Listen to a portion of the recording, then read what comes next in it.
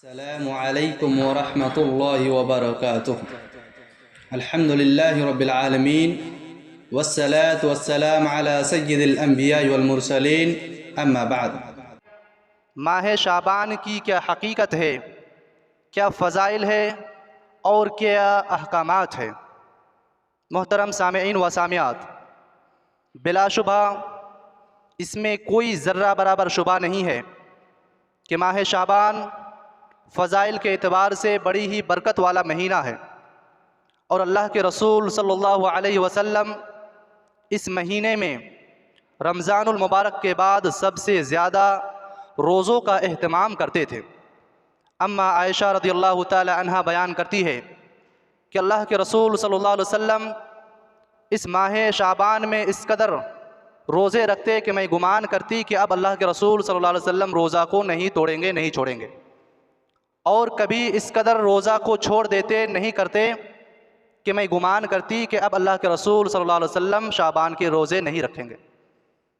तो सही मुस्लिम और सही बुखारी की हदीस से ये साबित होता है कि अल्लाह के रसूल सल्लल्लाहु अलैहि वसल्लम इस मुबारक महीने में कसरत के साथ रोज़ा रखते थे। तो ये सुन्नत इस महीने में साबित होती है। लेकिन इस मुबारक महीने के बारे में जो बिदअत और खुराफात फैली हुई है, क्या सुन्नत मुतहरा में, तरीक़ा सहाबा में, तरीक़ा असलाफ़ में इन चीज़ों का, इन रस्म व रिवाज का, रीति रिवाज का कोई जगह है? क्या अल्लाह के रसूल सल्लल्लाहु अलैहि वसल्लम अपने 63 साला ज़िंदगी में और सहाबा इकराम ने, तबा ताबईन, आइम्मा इकराम और असलाफ़ ने इन चीज़ों का एहतमाम किया है?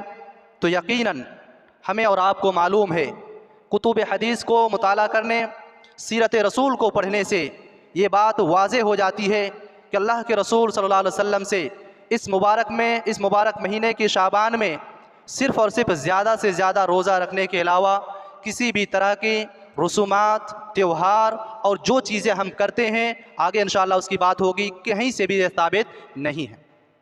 तो फिर ये रसूमात, ये चरागा करना, लाइटनिंग करना, रोशनी और आतिशबाजी करना, पटाखे फोड़ना, ये कहाँ से आई?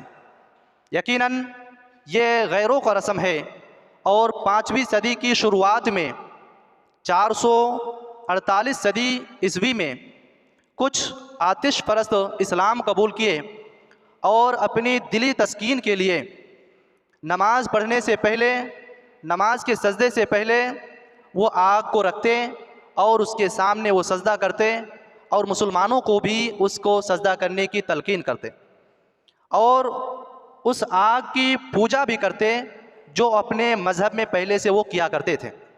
और वही रीति रिवाज, बाप दादा के रस्म व रिवाज को इस्लाम के अंदर भी दाखिल और शामिल कर दिया। लिहाजा कुछ लोग जो मुसलमान ऑलरेडी पहले से थे, वो लोग भी उस चीज़ में शरीक और शामिल हो गए। वहीं से 448 ईस्वी में इस चीज़ की ईजाद होती है और इससे पहले अल्लाह के रसूल, सहाबा, ताबईन, तबा ताबईन, इन तमाम अदवार में इस तरह के 15वें शाबान में किसी भी तरह के रसूमात का, हलवाई, मिठाई, नहाओ धोआओ, खुशबू लगाओ, कब्रिस्तान की ज़ियारत करो, 100 नमाज़ें पढ़ो, किसी भी तरह की रवायतें, किसी तरह की हदीसें, कुतुब हदीस की किसी भी औराक में सही तौर पर साबित नहीं है। शेख अलबानी रहमहुल्लाह ने तमाम हदीसों को मन घड़त, अपने मन से बना लिए हुए हदीस और मौज़ूआत के ज़िम्न में रखा है और उन तमाम हदीसों का कोई सबूत नहीं मिलता है। मोहतरम सामीन, इस मुनासबत से एक दलील यह दी जाती है कि अल्लाह के रसूल सल्लल्लाहु अलैहि वसल्लम एक रात अम्मा आयशा रज़ियल्लाहु ताला अन्हा के घर में आपकी बारी थी, तो आप रात में उठकर बकी कब्रिस्तान की तरफ चुपके से गए और अम्मा आयशा भी आपके पीछे पीछे आपको फॉलो करती हुई गई। और ये दलील देते हैं कि जब अल्लाह के रसूल कब्रिस्तान की ज़ियारत करने गए, उनके लिए मगफ़िरत करने गए, तो हम क्यों ना करें। पहली बात तो ये है, मुस्लिम की यह हदीस है जिसमें कहीं पर भी ये साबित नहीं है, कोई भी लफ्ज़ उसमें नहीं है कि आप सल्लल्लाहु अलैहि वसल्लम ये काम शाबान ही के महीने में किया है या फिर शाबान के 15वीं तारीख को किया है। मिसाल के तौर पर अगर मान भी लेते हैं कि आपने किया, उस ज़माने में जो अल्लाह के रसूल ने किया और आज जो हम कर रहे हैं, थोड़ा उसमें आप मुआजना करके देखिए, तुलना करके देखिए कि अल्लाह के रसूल चुपके से दबे पाँव कब्रिस्तान जाते हैं, न अपनी बीवी अहलिया को जगाते हैं, दरवाजे से निकलते हैं तो हल्के से बंद करते हैं कि आयशा को खबर ना हो।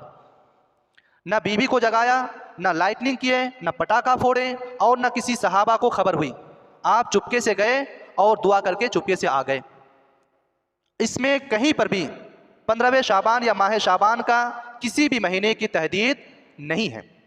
तो ये खुलासा वाज़ेह हो जानी चाहिए कि जो हम दलील पेश करते हैं कि अल्लाह के रसूल रात में 15वें शाबान को कब्रिस्तान में जाकर कब्र की ज़ियारत किए और उनके लिए मग़फ़िरत की दुआ की, हमारे जहन से निकल जानी चाहिए कि इस महीने का कहीं पे भी हदीस में ज़िक्र नहीं है।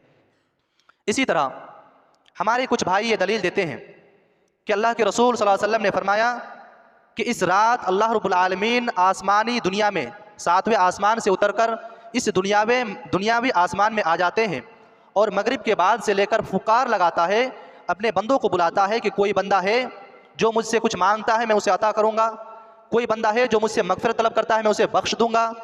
इस हदीस की जब आप सनद में और इसके सही और ज़ईफ़ होने के बिना पर आप फ़ैसला करेंगे तो शेख अलबानी रहमहुल्लाह जो कि सबसे बड़े मुहद्दिस कहे जाते हैं 19वीं सदी ईस्वी के, उन्होंने ये हुक्म लगाया है कि ये हदीस जो है बिल्कुल ही मन घड़त बेबुनियाद, इसके सनद में मुख्तलिफ रावी जो है ज़ईफ़ है और ये बेबुनियाद है, ये काबिल एतबार नहीं है कि अल्लाह के रसूल ने इस तरह की कोई हदीस बयान की है।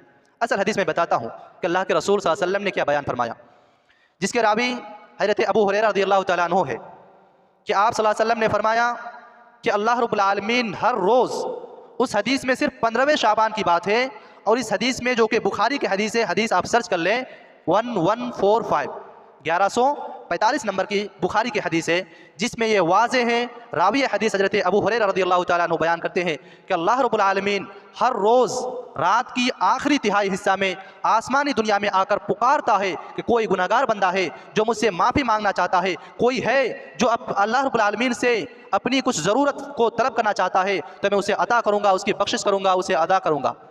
तो ये हदीस बुखारी की हदीस है जो कि 360 दिनों के लिए अल्लाह रब्बुल आलमीन इस रात इस दुनिया के आसमानी दुनिया में आता है। और वो मन घड़त हदीस जिसका कहना यह है कि अल्लाह के रसूल अल्लाह रब्बुल आलमीन सिर्फ़ और सिर्फ शाबान के 15वें रात में आता है। इसी तरह हमारे बाज़ उलमा इकराम ये दलील भी देते हैं कि अल्लाह के रसूल सल्लल्लाहु अलैहि वसल्लम ने हज़रत अली रज़ियल्लाहु तआला अन्हु को यह हुक्म दिया कि 15वें शाबान में जो शख्स 100 रकात नमाज पढ़ेगा तो बकरी के बाल के बराबर जिसके गुनाह है उन तमाम को बख्श देगा। जब इस हदीस के तह में और असलियत में जाते हैं तो इमाम अलबानी रहमतुल्लाह फरमाते हैं कि ये हदीस भी इंतहाई ज़ईफ़ और मन घड़त है। हवाले के लिए मैं आपको बता दूं, आप ज़ादुल खतीब जिल्द अव्वल सफ़ा नंबर 339 से लेकर मुताला करना शुरू कर दें, आपको यकीनन जितने भी अहादीस है मुख्तसर वक्त में बताना ये मुमकिन ही नहीं है, जितने भी अहादीस पेश किए जाते हैं शाबान के महीने के ताल्लुक से कोई भी हदीस सही नहीं है। और उन्हीं के उलमाए कराम भी इस बात को एक्सेप्ट और कबूल करते हैं कि हदीस सही नहीं है, अलबत्ता कर सकते हैं। किस मुंह से आप जवाब देते हैं कि जब हदीस ही सही नहीं है तो आप उसको कैसे करने की इजाज़त दे सकते हैं? और जब आप इजाज़त देते हैं तो फिर इसमें जो बिदात और खुराफात होते हैं आप अपने आँखों से और अपने कानों से देख और सुन सकते हैं कि आज अजान के दौरान, नमाज के दौरान किस तरह की दिवालिया मनाई जा रही है हमारे मुस्लिम समाज में। मेरे दोस्तों और बुजुर्गों, तो मैं जिस हदीस के बारे में बयान कर रहा था, हज़रत अली रज़ियल्लाहु तआला अन्हु को बयान किया कि एक नमाज पढ़ो 100 रकात, और उसको पढ़ने से फ़ायदा यह है कि बनी बकर की जो बकरी है उसके जिस्म में जितने बाल हैं उसके बराबर भी किसी इंसान के गुनाह हो तो उसको बख्श दिया जाएगा। ये इंतहाई मन घड़त और ज़ईफ़ रिवायत है। और उसके पढ़ने का अंदाज़ ये बयान करते हैं कि पहली रकत में सूरह फातिहा पढ़ो और 10 मरतबा सूरह इखलास यानी कुल हुवल्लाहु को पढ़ो। किसी भी हदीस की किताब में, किसी भी सीरत की किताब में इस तरह की हदीस सही सनद से साबित नहीं है। ये तमाम की तमाम रिवायतें मन घड़त है और अल्लाह के रसूल सल्लल्लाहु अलैहि वसल्लम के ज़माना, सहाबा इकराम के ज़माना, ताबेईन, तबा ताबेईन, असलाफ, आइम्मा इकराम, तमाम ज़मानों के बाद ये चीज़ें रसूमात और बिदअत व खुराफात में आए। जो लोग गैर मुस्लिम थे, आतिश परस्ती करते थे, वो लोग जब मुसलमानों में आए तो उनकी आदत व अखलाक में वो चीज़ रची और बसी हुई थी। वही चीज़ वो लोग इस्लाम में आने के बाद भी किए और आज भी हमारे अंदर वो चीज़ें पाई जाती हैं। मेरे दोस्तों और बुजुर्गों, इस मुनासबत से आज कितनी बिदअतें होती है मैं एक मुख्तसर आपके सामने फ़हरिस्त रखना चाहूँगा।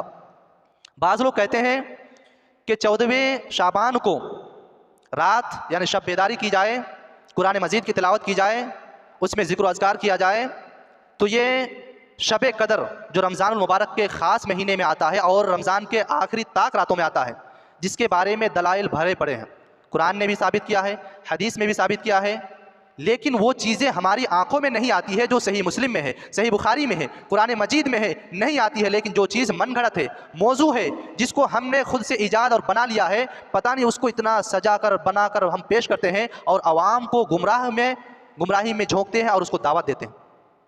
तो सिर्फ शब कद्र साल में और महीने में एक ही बार आता है, वो है रमज़ान मुबारक के आखिरी 10 रातों में, जिसके बारे में कुरान ने भी कहा है और हदीस में भी कहा है, इन्ना अंज़लनाहु फ़ी लैलतिल क़द्र व मा अदराका मा लैलतुल क़द्र लैलतुल क़द्र खैरुम मिन अल्फ़ि शहर तनज़्ज़लुल मलाइकतु वर्रूहु फ़ीहा बिइज़्नि रब्बिहिम मिन कुल्लि अम्र। और अल्लाह के रसूल सल्लल्लाहु अलैहि वसल्लम ने फरमाया, मन सामा रमज़ान मन क़ामा रमज़ान ईमानन व इह्तिसाबा गुफ़िर लहु मा तक़द्दम मिन ज़ंबी। तो ये हदीसें और ये कुरान की आयतें इस बात पर दलालत करती है कि शब कद्र जिसमें शब बेदारी की जाए वो सिर्फ़ और सिर्फ रमज़ान के महीने में आता है। इसी तरह बाज़ लोग ये मन की बातें पेश करते हैं कि ये भी तो एक तरह की इबादत है, तो क्यों ना इसको करने की इजाज़त दी जाए। नमाज़ पढ़ना, रोज़ा रखना, कब्रों की ज़ियारत करना या गरीबों मिस्कीनों में खाना बांटना अच्छी चीज़ है ना, करने की इजाज़त देनी चाहिए। तो मैं आपसे पूछना चाहता हूँ कि नमाज़ पढ़ना अल्लाह के नज़दीक सबसे बेहतरीन आमाल में से यकीनन है। तो हम में से हर कोई जानता है कि मगरिब की नमाज 3 रकअत है। नमाज अल्लाह के नज़दीक सबसे महबूब और पसंदीदा आमाल में से है। अगर इमाम साहब ये सोचकर 4 रकअत पढ़ा दे कि नमाज तो अल्लाह के नज़दीक सबसे पसंदीदा और अफजल तरीन इबादत में से है, तो क्या आप नमाज को पढ़ेंगे या इमाम साहब को बाद में पूछेंगे कि आपने गलती से किया या तो जानबूझ के किया? अगर जानबूझ के किया तो क्यों किया, क्या दलील है, क्या प्रूफ है, क्या सबूत है? तो कोई चीज़ अच्छी हो जाने या उसमें नेकी हो जाने की वजह से हम उसको अंजाम नहीं दे सकते जब तक उसमें रसूलुल्लाह सल्लल्लाहु अलैहि वसल्लम का की महर ना लग जाए या अल्लाह रब्बुल आलमीन के फरमान उस पर ना आ जाए। हमें और आपको अच्छा लगने से दीन इस्लाम की कोई भी अरकान अच्छी नहीं हो जाती है, या कोई चीज़ दीन इस्लाम में आपको अगर ना पसंद लगे तो आप अपने मनमानी से, अपने खुद साख्ता, अपने दिल की ख्वाहिशात के लिए उसको ना छोड़ सकते हैं, ना कोई चीज़ को आप दीन के अंदर दाखिल कर सकते हैं। इसी को बिदअत कहा जाता है कि दीन इस्लाम मुकम्मल दीन है। अल्लाह के रसूल सल्लल्लाहु अलैहि वसल्लम इस दीन को मुकम्मल करके इस दुनिया से रुखसत हो गए हैं। न इस दीन में किसी चीज़ को ऐड करने की, इसमें दाखिल करने की गुंजाइश बाकी है, और न इस दीन से कोई चीज़ को छाँट कर काट कर निकालने की गुंजाइश बाकी। तो इस बात को हमारे जहन से निकाल देने की सदी ज़रूरत है कि हम इबादत के नाम से इस चीज़ की इजाज़त दे दें कि अच्छे आमाल है, कब्रों की ज़ियारत करनी चाहिए, रोज़ा रखना भी अल्लाह रब्बुल आलमीन के नज़दीक अफजल तरीन इबादत में से। इसी तरह बाज़ लोग ये भी दलाइल पेश करते हैं कि ज़ईफ़ रिवायतें मिलकर भी अमल के दर्जे को पहुँच जाते हैं। जब हमारे पास सही और ज़ईफ़ हदीस मौजूद हो और एक ज़ईफ़ हो, उसके मुकाबले में कोई हदीस सही जो उसके मुकाबले में गवाही दे दे, तब जाके वो ज़ईफ़ और सही हदीस को मिलाकर अमल कर सकते हैं। लेकिन बराबर ज़ईफ़ हो, मनगढ़ंत हो, मौज़ूआत हो, तो उस हदीस में अमल नहीं किया जा सकता है। उलमाए किराम ने साफ़ तौर पर इन तमाम हदीस को जो इस मुबारक महीने की फ़जीलत को बयान करते हैं कि इस मुबारक महीने में शाम के वक्त में अल्लाह रब्बुल आलमीन आते हैं या कब्रों की ज़ियारत अल्लाह के रसूल ने किया है, ये तमाम की तमाम मनगढ़ंत और ज़ईफ़ रिवायतें हैं। आज जो हमारे समाज में जो बिदअत और खुराफात हो रही है, जैसे कि रोज़ा रखना, रात शब बेदारी करें और सुबह होकर रोज़ा रखें, किसी भी हदीस से आप दिखा दें तो मैं अभी अलल ऐलान तमाम लोगों से गुजारिश करूँगा कि हम भी रोज़ा रखें। नेकी की ज़रूरत हमें भी है, जन्नत के हुसूल मुझे भी है, जन्नत मुझे भी जाना है और आपसे ज़्यादा ज़रूरत मुझे है। मैं गुनहगार बंदा हूँ, मैं चाहता हूँ कि ज़्यादा से ज़्यादा नेकी करूँ, अल्लाह का शुक्रिया अदा करूँ। अगर आपके पास दलील है, बराए मेहरबानी अल्लाह के वास्ते आप दलील पेश करें, हम उसको मानने के लिए 100% आपकी ज़मानत देते हैं कि हम उसको मानेंगे और अभी फ़ौरन मानेंगे, और आप जो अमल करते हैं उससे बढ़ चढ़ कर 2 गुना 3 गुना करने की कोशिश करेंगे। लेकिन शर्त यह है कि वो किताबुल्लाह से साबित होनी चाहिए या रसूलुल्लाह सल्लल्लाहु अलैहि वसल्लम का महर उसमें होना चाहिए। जब तक उसमें महर बाकी है, नहीं है, तो वो फिर मरदूद है, वो कूड़े के ढेर के बराबर है। इसी तरह इस दिन जो समाज में बिदअत व खुराफात की जाती है, रोज़ा रखा जाता है, नमाज़ें पढ़ी जाती है, इसी तरह सलात अल्फिया 100 रकातें ख़ास पढ़ी जाती है, या कब्रों की ज़ियारत की जाती है, हलवा, गोश्त, मछली, पकवान पकाए जाते हैं, मगरिब के बाद गुस्ल किए जाते हैं, खुशबू और अतर लगाए जाते हैं। क्या अजीब बात है कि हदीस में जुमे के दिन गुस्ल करने को अल्लाह के रसूल ने मुस्तहब करार दिया, खुशबू लगाने, मिसवाक करने, नाखून तराशने, मोच को काटने का हुक्म दिया। उस दिन हमारा ईमान डूबा रहता है, सोया रहता है, उस वक्त हमें ईमान की फिक्र नहीं होती है। लेकिन जहाँ पे कोई गुंजाइश बाकी नहीं, वहाँ पे ना जाने कहाँ से हम हदीसें बना लेते हैं, मन घड़त चीज़ें हम वजूद में लेके आ जाते हैं। तो एक ही चीज़ जो जुमे के जो गुस्ल करने का हुक्म दिया है वो है ईदैन में, और वो है ईद जो ईद उल फितर में आता है और ईद बकरा-ईद में आता है। उसके अलावा जुमे के दिन अल्लाह के रसूल सल्लल्लाहु अलैहि वसल्लम ने इन 3 जगहों में सिर्फ गुस्ल करने को मुस्तहब करार दिया है। उसके अलावा अगर आप पाक हैं तो एक पाकी में आप 10 दिन नमाज़ पढ़ सकते हैं, उसमें आपके लिए कोई कबाहत की बात नहीं है। इसी तरह इस रात को जो दिया जलाए जाते हैं, हमें और आपको ये मालूम है कि दिया जलाना, पटाखे फोड़ना या इसमें इस तरह की चीज़ें को मुनक्किद करना यकीनन ये गैर कौमों का तरीका है। ये हम में से किसी भी जहन में आ ही नहीं सकता कि ये मुसलमानों का तरीका है। अगर है तो आप साबित करें, हम भी करने के लिए तैयार हैं। इसी तरह इस रात में शब बेदारी करते हैं जो कि खालिस शियों का अकीदा है और उनके 12वें इमाम का अकीदा है। तो क्या आप मुसलमान हैं या शियों की जमात में शामिल होना चाहते हैं? मेरे दोस्तों बुजुर्गों, बड़ी ताज्जुब होती है कि मुसलमान कौम कुरान और हदीस से कोसों दूर और अपने उलमाओं के हर छोटी बड़ी चीज़ को मानने के लिए तैयार हो जाते हैं, उसके बारे में सोचते और गौर व फिक्र नहीं करते और ये दलील पेश करते हैं कि हमारे बाप दादा ने किया। अबू तालिब जो अल्लाह के रसूल सल्लल्लाहु अलैहि वसल्लम के चचा थे, वो भी कुफ्र की हालत में इंतकाल किया और वो भी यही कह रहे थे कि हम अपने बाप दादा के दीन को कैसे छोड़ दें। तो क्या उनमें और हम में फ़र्क है कि हम भी अपने बाप दादे के दीन को नहीं छोड़ पा रहे हैं?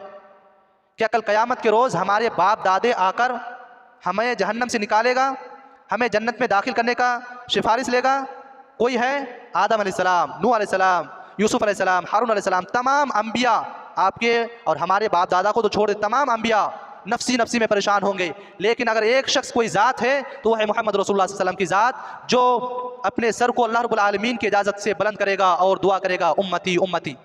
तो अगर आपको जन्नत चाहिए, जहन्नम से निकलना है, सिफारिश किसी की हासिल करनी है, तो वो है मोहम्मद रसूलुल्लाह सल्लल्लाहु अलैहि वसल्लम की दीन है। आपके बाप दादा के दीन क्या था, उन्होंने क्या किया, उससे कोई मतलब नहीं है। आपकी शफाअत अल्लाह के रसूल ही करेंगे। तो इसलिए अगर आप चाहते हैं कि हमारी शफाअत अल्लाह के रसूल करे, तो हमें अल्लाह के रसूल सल्लल्लाहु अलैहि वसल्लम के बताए हुए दीन पर ही चलना है, उनके फरमान के मुताबिक ही ज़िंदगी गुजारनी है। वरना हमें भी कल क़यामत के रोज़ अबू तालिब ही की तरह जहन्नम के आग में झोंका जाएगा। हम भी वहाँ हमारे बाप दादा ना काम करेगा कि हमने तुमको कहा था कि तुम हमारे रस्म रिवाज में चलो, और कितनी ही बेबाकी के साथ कहते हैं कि हमारे बाप दादा बेवकूफ़ थे कि उन्होंने इन तमाम रस्मों का एहतमाम किया। हम उनको ना बेवकूफ़ कहते हैं ना आपको होशियार कहते हैं। अक्लमंद इंसान वही है कि अल्लाह के रसूल सल्लल्लाहु अलैहि वसल्लम ने फरमाया, तरक्तु फ़ीकुम अमरैन लन तदिल्लु मा तमस्सक्तुम बिहिमा किताबुल्लाहि व सुन्नती, कि अक्लमंद और कामयाब इंसान वही है जो अल्लाह रब्बुल आलमीन की किताब कुरान मजीद को और मेरी सुन्नत को दांत से जकड़ कर पकड़ ले, तो वही कामयाबी है। उसके अलावा जो तीसरे और चौथे, चाहे बाप दादे का हो या किसी वली का हो, किसी पीर का हो, किसी फ़कीर का हो, किसी मुर्शिद का हो, तमाम के तमाम गुमराही का असबाब है और तमाम गुमराही आपको जहन्नम में ले जाने वाली।